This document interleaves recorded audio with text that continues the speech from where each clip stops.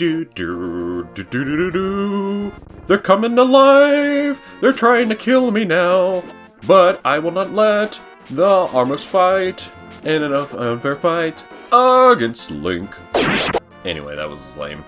Howdy guys and gals, I'm Silent Senior 09. This is Let's Play Legend of Zelda: A Link to the Past. I always want to say A Legend of Zelda, but it's actually The Zelda. Different article, different thing. Also, it's kind of weird for me because I'm actually used to playing this on like the Game Boy Advance version, where the text actually pops up, and I went the wrong dang way. I'm such a dummy. Yeah, you don't want to go to the left or to the right because they're both dead ends. Anyway, yeah, as I was saying, oh yeah, and if you step on that switch, the door opens. Basic 101 Zelda logic. And then here, you'll find... I don't know what the names are. They look like Tentacle Hentai enemies, but... Ooh, excuse me. Or wires. Features itself. First off, tell me what the name of that Tentacle Hentai enemy was. Thanks, do appreciate it. Also, there's a button in the floor there if you see the little indent. They tend to pelt you with all kinds of little puzzles here, right? So here we got little balls coming after us. Occasionally there's a big giant ball that's going to roll down. There it is. And that's why the little indentions are there for us. Actually, we gotta lift. Ow! Well, thankfully... Ooh, excuse me, they only take a half heart's worth of damage. Goodness me. Anyway, if you take a moment to go all the way around the bend here, you'll find 12 rupees in the jars here. And 100 rupees in the chest. Yes, very handy. You definitely want to make sure if you're not picking up the rupee chests and extra goodies that basically grant you lots of rupees, you're going to want to grind a little bit. But usually if you just take a moment to pick up the chests, you'll find plenty of rupees. You're going to need at least 500 of them in the near future. Probably after the second dungeon, actually. So we do have some time. If you're playing along and you're like, I don't feel like picking up all the goodies, I'm just going to grind for it later. You know, that way you know the minimum, the bare necessities. You know, before the bare necessities, the simple bare necessities. Forget about your ways and your stuff. Alright, anyway. Oh, yeah, I should probably show that. So, that magic powder that we traded the mushroom for, the reason I did that is we can use it to transform these, what are known as Anti-Faeries, into fairies. And with fairy, as an F-A-E-R-I-E, fairy, because I always think of fairy as an F-A-I-R-Y, you can actually keep it in the bottle, and then if we die to an enemy or a boss fight or whatever, we will automatically be revived. So, I mean, most of you probably already knew that if you've played Zelda games before. Also, here's a dungeon map here. You got a map! You can use it to see your card position and the rest of the dungeon. So, just like we were in Hyrule Castle, yep, we got 2 floors worth of fun we gotta go through. Anyway, so we're gonna hop down here. And you didn't even need to come in here if you didn't want to pick up the map, but I wanted to go ahead and just pick it up. Anyway, what was the same before that? Oh, right. Yeah, even if you hadn't played Zelda games before, if you've been watching my journey, you know, you've seen I've gone through at least 3 Zelda games, excuse me, so far, before I picked up this one, so... And all of them have the same idea. Fairies in a bottle means your life comes back. Now, if I played Legend of Zelda, or Legend of Zelda Link's Adventure, or, excuse me, Legend of Zelda 2 Link's Adventure, yeah, that wouldn't happen. You'd die a lot quicker. I would die a lot quicker, actually. Also, these are Stalfos. These guys are actually really annoying in this game because they hop up and away from you. So usually you either have to throw something at them to damage them, stun them with your boomerang, which honestly doesn't do a whole lot because they immediately become unstunned, if that's a word. Alright, so what I'm going to do is I'm going to use this jar.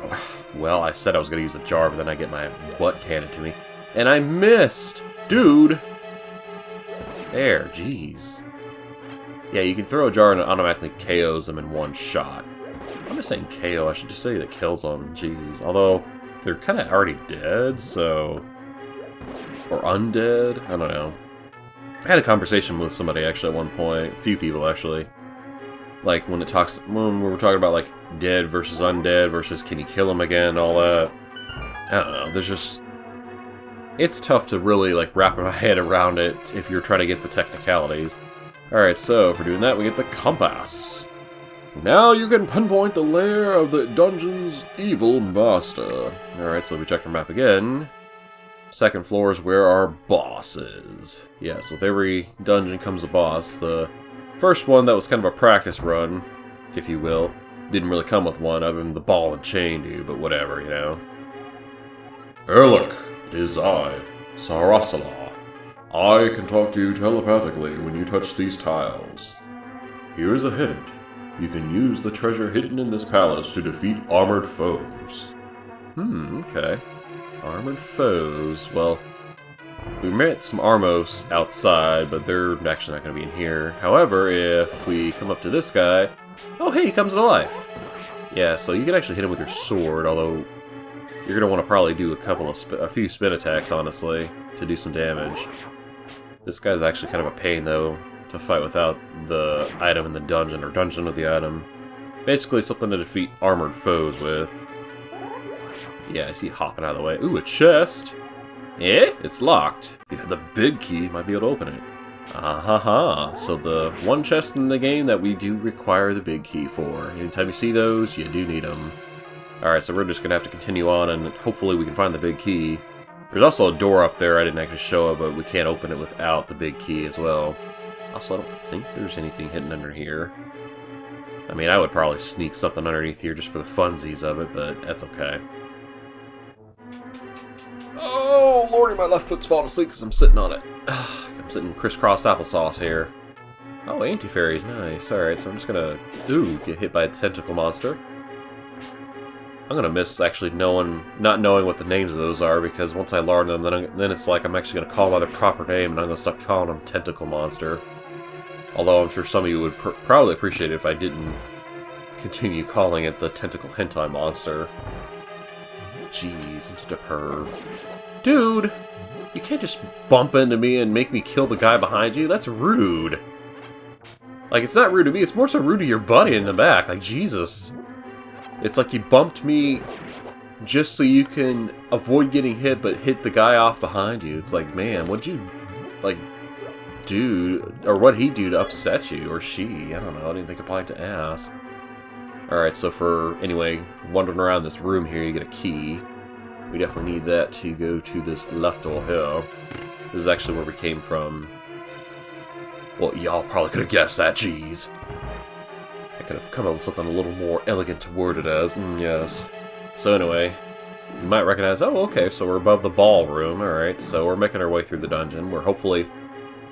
That's kind of how it works, really. You just kind of keep traveling through, getting the next item you need. Usually it's a key, maybe it's a switch you get a hit, you know, just you keep traveling until you get to where you need to get to. Also, this guy down here is going to pain, so we're going to get rid of him, thank you, and then we're going to go ahead and get rid of this guy, too, because I don't need him coming after me. So, the objective in this room is to defeat all the enemies except for the Anti-Faeries. The Anti-Faeries aren't required, although I think technically, since we have the magic powder, we could probably just, like... Oh, no, we can't. Oh, well, shoot, never mind. I feel like a dum-dum. Alright, so, this guy down here, as you saw, it's possible to defeat him, it's just a pain in the butt because he takes so many hits. I recommend doing the spin attack on him a few times, because honestly, it takes a redonkulous amount of hits. I think it's like 8 hits just to get rid of him, but anyway, for defeating him... Whoa, hey. Yeah, those guys just kind of spawn off in 4 different directions, and then...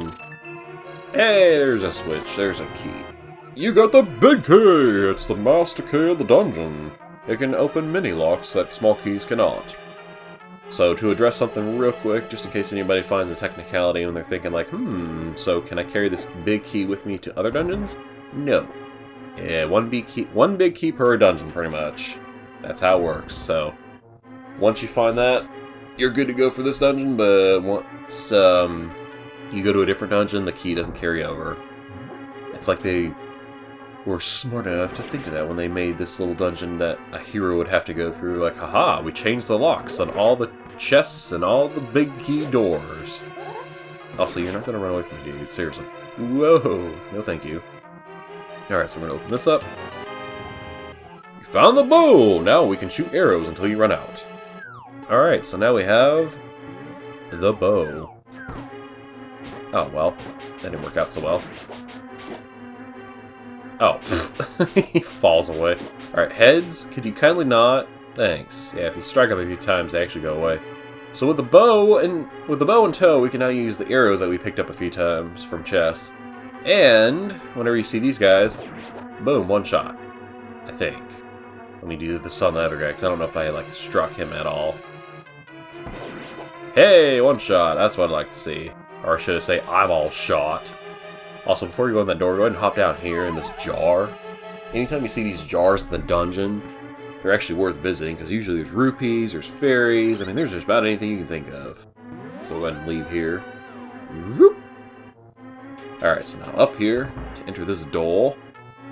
And then I think we're going inside a dark room here. I'm actually going to go ahead and just take a moment, because I don't really need this bee to be clogging up one of my bottles, so I'm just going to go ahead and release it here. So we're going to let the bee have fun, and basically what the bee does is it just goes around flying and killing all the enemies, essentially. Which is quite fine with me, because it was bad enough I couldn't even see what I'm doing in here, and, being able to now kind of wander in here with some help that, from somebody who can see, versus I can't, because the bee can see in the dark, because apparently they're like bats, they play with sonar waves with their wings. I don't know what I'm saying, I'm just saying random shiznut. Random shiznut. It's my attempt to try and cover up not cursing or swearing. Anyway, before we go to the left door, which is, you need to get the key from the armored foe, of course. You go to the red door, you'll find yourself some rupees in here. And also, I'm going to go ahead and take a moment to use magic powder on these goonies. Or both of them, that's fine. And then I can go ahead and pick up using the bug catching net. Or, not. That's fine. Well, anyway, the main reason to come in here wasn't really to get the Anti-Faeries turned into fairies. It was just to get the rupees. Straight up. Because I want my rupees! My rupees! Because I love my rupees. Alright, so with that we go to the second floor here. Ooh, there's another chance for me to get more fairies. Okay, you can... No! Don't! Dude! Yeah, that's the downside. These guys are kind of obnoxious with that. Ah, dude. Ugh. Ah, dude. Well, fine. At least I got rid of it, but still, that annoys me. I was gonna try and, capture the fairy, but now I gotta wait till I get magic. Ooh. Oh, sure, you're just gonna cheerily open your eye up just because I happen to walk a few inches near your friend. Actually, it's more like feet. Yeah, I will say this. That's one thing that it can kind of annoy me. I mean, I get it. Our metrics, our usage of inches, feet, mile, and all that. Miles, excuse me, and all that is kind of silly considering, we were all like hell-bent on using the metric system in the US, and then we decided, no, that's not our main source of, like, measurement. It's like, well, practice with the preach much, jeez.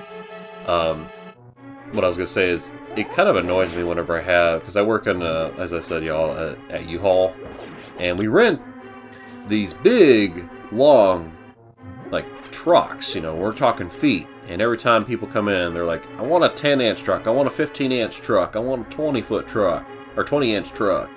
And it's like, I'm biting my tongue, resisting the urge to say, well, you can find those at Walmart in the toy section, just saying. Anyway, I'm not funny. So, in here I think is going to be the boss. Let's go ahead and see. Yeah, let's go ahead and just find it. Why not? Or, I'm sorry, one more prep room. Ooh, yay. I would take 20 rupees. Oh man, really? You mean I can't do a double shot? What the heck? Limiting my drinks? How dare you? How dare you, you rude little turd. I'm surprised the guy at top didn't come to life. I was totally expecting him to do that, but maybe it's because the game's feeling merciful on me. It's tired of seeing me die so much, or not die, but take so much damage. Like an amateur. Also, I didn't even mention it, but yeah, again, color scheming matters. The red armored foes take 2 hits, and the green ones take 1. Sorry, I broke my eyes a little bit. And with that, boss time! So, away we go. On Future Self, put the name of the boss on screen. Thank you, dude. Appreciate it. Alright, so, with this boss, or rather, bosses? Question mark? You're pretty much just shooting arrows at these enemies. You can strike them with your sword, but as you might be able to imagine, it's much more effective using the arrows because it does more damage to these guys. And it's really not too bad as far as like trying to dodge their attacks. Also, what I like to do is kind of like damage both these guys a little bit and then focus on just the one that's left. Alright, so with this guy, he's going to keep trying to stomp you basically, and really I find that it's mostly just effective to try and like let him stomp and then spin attack. It's really not too bad. You just do this a few times and then eventually he'll die. In fact, I don't even know if you need to necessarily let him stomp. You can actually like probably do this and there you go. Come on, dude. I imagine if I use my arrows, it would probably like finish this guy off faster, honestly, but that's okay. Alright. Feeling it? Are you feeling it? Are you really feeling it, Shulk? I'm really feeling it! I don't think you are. Oh yeah, he does. Heart container! And then...